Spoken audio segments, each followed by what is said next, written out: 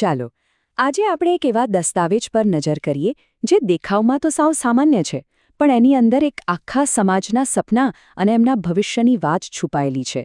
આપણે વાત કરી રહ્યા છીએ થરાના રાવળ સમાજની અને એમના એક ઐતિહાસિક પગલાંની. સ્ક્રીન પર જુઓ, બંધારણ નિમિત્તે ભવ્ય મીટિંગ. પહેલી નજરે તો આ ફક્ત એક જાહેરાત જેવું લાગે, બરાબર ને? પણ આ ખાલી એક મીટિંગની વાત નથી. આ શબ્દોની પાછળ એક આખા સમુદાયના ભવિષ્યને નવો આકાર આપવાનો એક મક્કમ ઈરાદો દેખાય છે. તો સવાલ એ છે કે આ જાહેરાતનો ખરો મતલબ શું છે? શું આ ખાલી એક મીટિંગનું આમંત્રણ છે? ના, બિલકુલ નહીં.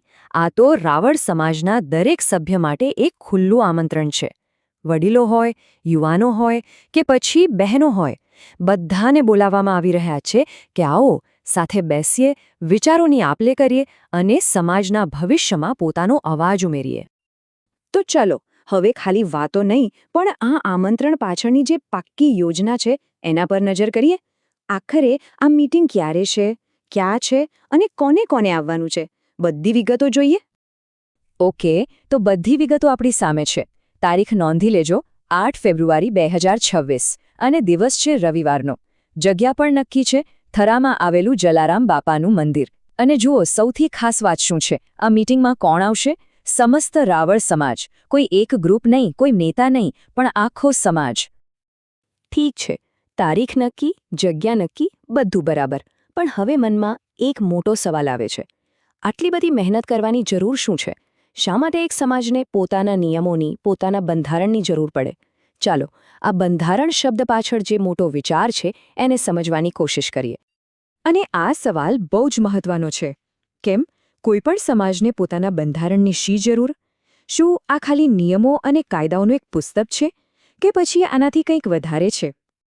તો જુઓ, સામુદાયિક બંધારણ એટલે શું? એને એક પ્રકારનો સામાજિક કરાર સમજી શકાય.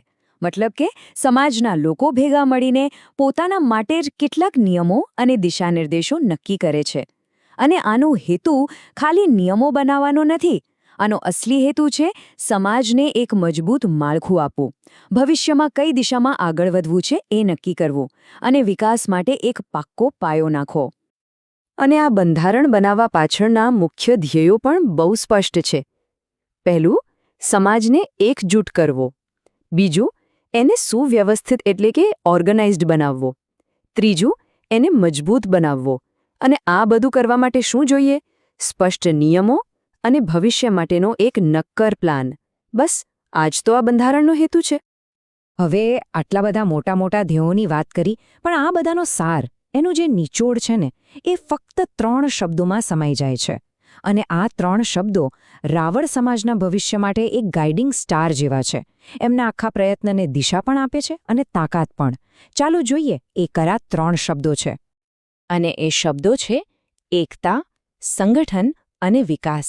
આ ખાલી શબ્દો નથી હો, આ તો એક વચન છે, એક વિઝન છે. આ જ એ 3 પાયા છે જેના પર રાવળ સમાજ પોતાના ભવિષ્યની ઇમારત ઊભી કરવા માંગે છે. એટલે જ તો જાહેરાતમાં પણ સ્પષ્ટ લખ્યું છે કે આ જ રાવળ સમાજનું લક્ષ્ય છે. ચાલો, આ 3 શબ્દો કેવી રીતે એકબીજા સાથે જોડાયેલા છે એ પણ સમજીએ. જો, બધી જ શરૂઆત થાય છે એકતાથી. જ્યાં સુધી બધા લોકો એક ન થાય ત્યાં સુધી કશું જ આગળ ન વધી શકે. પછી જ્યારે આ એકતા થઈ જાય ત્યારે આવે છે સંગઠન. મતલબ કે એ એકતાને નિયમો અને પ્લાનિંગથી એક મજબૂત માળખું આપવું. અને જ્યારે એકતા અને સંગઠન બંને ભેગા થાય ત્યારે શું થાય? ત્યારે જ વિકાસનો રસ્તો ખુલે છે. એક સારા અને મજબૂત ભવિષ્ય તરફ આખા સમાજનું એકસાથે આગળ વધવું. એકતા, સંગઠન, વિકાસ, આ શબ્દો સાંભળવામાં બહુ સારા લાગે છે, પણ આ લક્ષ્યો બહુ મોટા છે. તો સવાલ એ છે કે આટલા મોટા સપનાને હકીકતમાં કોણ બદલશે?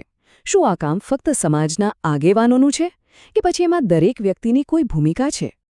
અને આ સવાલનો જવાબ એ આ જાહેરાતની એકદમ છેલ્લી અને સૌથી અગત્યની લાઇનમાં છુપાયેલો છે.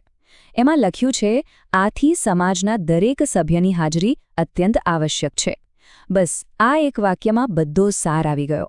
સમાજનું ભવિષ્ય કોઈ 1-2 જણ નહીં બનાવે, પણ જ્યારે સમાજનો દરેક સભ્ય સાથે મળશે ત્યારે જ બનશે. આ એક સામૂહિક જવાબદારી છે. તો આખરે રાવળ સમાજની આ નાનકડી જાહેરાત આપણને શું શીખવી જાય છે? એ જ શીખવે છે કે કોઈ પણ સમાજ જો ધારે તો પોતાનું ભવિષ્ય જાતે લખી શકે છે. પણ એના માટે શું જોઈએ? કદાચ ફક્ત 3 જ વસ્તુઓ. 1. સ્પષ્ટ સપનું. એ સપના સુધી પહોંચવાનો એક પાક્કો રસ્તો. અને સૌથી જરૂરી, એ રસ્તા પર સાથે ચાલવા માટે દરેક સભ્યનો સાથ. આ વાત ખાલી રાવળ સમાજ માટે નથી, પણ દરેક એવા સમાજ માટે એક પ્રેરણા છે જે પોતાના ભવિષ્યની કમાન પોતાના હાથમાં લેવા માંગે છે.